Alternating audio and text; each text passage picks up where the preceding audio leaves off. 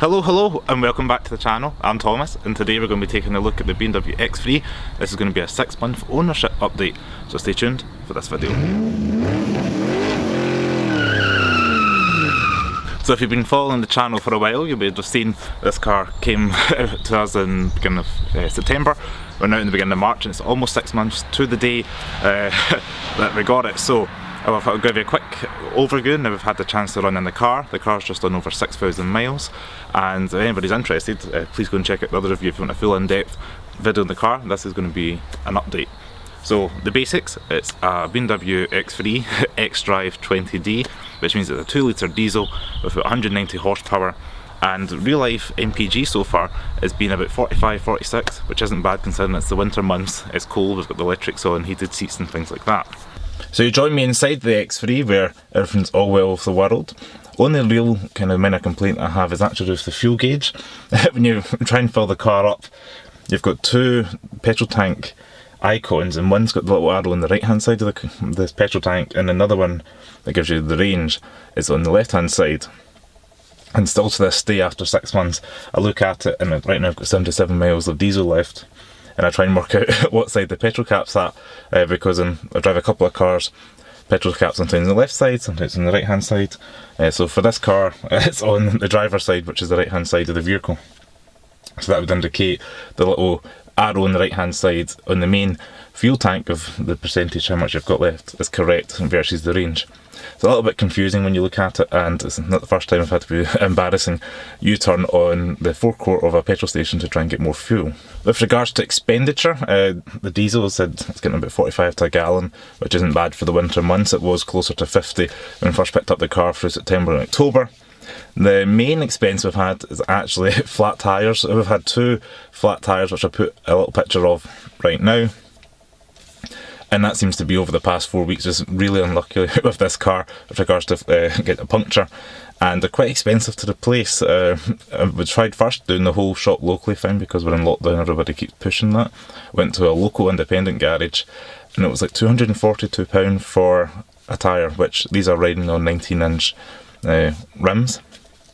And then we got another one about 6 weeks later, we got a puncture on the other side at the rear, so both of the rear ones decided to go to Quick Fit, and that was about £50 or £60 cheaper than an independent. That was £182 or something like that, £183. That was just last week actually we got that replaced. So it's quite an interesting feat when in comparison. I don't know if it's just bad luck, because I've had like the Z4, if you've been watching the channel long enough, I've had the SE actually got one tyre needed replaced. I got a puncture, it was £96.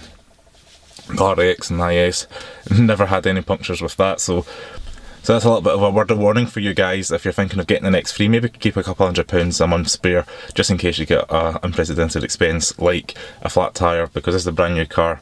It is on a monthly payment, which is fine, but you have to try and plan in your monthly budgets and things, but things like tyres are just going to happen, and I said that's almost about £500 in tyres within 6 weeks, so it's quite a lot of money just to throw down the drain really. Also, if you're watching, you might not know where the boot cover, kind of parcel shelf, can actually go. It gets stored underneath beside the wheel nut. I never knew that until I need to get the tyres changed. So the little wheel nut itself is located where you lift up the boot, and the flooring, there's a little kind of area for the parcel shelf to go in, and on the right hand side there's a little circular area for the wheel nut, so if you're looking for your wheel nut, that's where it is. I found the X3 very practical. It's very boxy, very handy. Even though we came from an RX down to the X3, the Lex RX is a little bit bigger. It's kind of almost a class size up, probably X5 kind of size. I've not noticed too much in everyday practicality. I would say the biggest thing is the back seats. It's a little bit narrower in terms of legroom, and there is a transmission hump, which the RX had a pretty much flat floor, so that's just a bit of the difference. But with regards to loading capacity, it's pretty much suiting our needs. I know it's smaller in literage, but it suits us fine. The dog can jump in well. I've mentioned before how the dog hairs in the carpet, which is just annoying, so still trying to lower that and get a hoover of that quite regularly, but having a husky, that's what you can expect, hairs everywhere. One other thing that I've noticed in my experience with this car is the BMW Assistant, much like Alexa and Siri and all these kind of personal assistants, almost, digital assistants. You can wake this by saying, "Hey BMW," and I don't know if it's my accent, but after 6 months of ownership it's still not got used to what my requests are. Sometimes it point blank refuses to understand me. Sometimes you ask it for something and it gives you directions for something you've never asked for. You can say take me home and then she'll end up playing your music or something like that. It's very, very frustrating, so that's a wee bit annoying. I don't know if that's going to be suited for other markets, but maybe it's just a Scottish accent, I don't know. But if you've got an X3, I'd be curious to know if your BMW assistant is obeying you or not. And finally, I've run jump into the infotainment system. It's got the latest iDrive. I've used the touchscreen a couple of times, but I can't stand the black fingerprints you get when you leave it on the black screen. I just want to constantly wipe that down, so I find myself using the iDrive controller. It does come with Apple CarPlay, which I've used once just to see what it was like, but I've never actually used it again since. I just use my music through Bluetooth. I use the iDrive maps. She's quite good. You just say to her, hey BMW, take me to such and such address or a postcode. Get you there quite quickly. And it's quite good for real life live traffic and things like that. So that's what it's quite handy for. So I've not actually used Apple CarPlay that much. I've noticed a lot of people saying in the forums before, if you got a 2018 or 2019 model, you had to pay the subscription for it. And I know it's now free, but I don't actually use it. So that's another thing. It's maybe a feature that other people would benefit from, but I've just not really had much need of use of Apple CarPlay yet. And the main things I like about the car, heads-up display, really good. You can, especially when you can have the free maps if you've got the directions going on. I like the new infotainment screen in front of the driver. This is kind of it's still pre-facelift, but it's still the current model, and it's kind of got the latest technology integrated into it. So we've got the almost anti-clockwise rev counter. A lot of people complain about that. Maybe I've seen some Z4 videos and people complaining about that. I know Throttle House over in Canada complain about that. But in reality, it's a diesel SUV, and I just leave it in drive. Don't even look at that at all. I look at the speed in the heads-up display. Sometimes I look at the map just to see what way the road's curvatures ahead, especially if it's like a bouncy B road or something like that.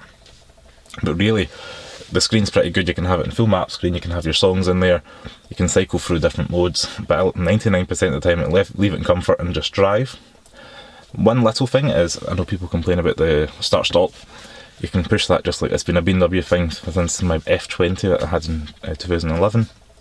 You can push it to defeat it.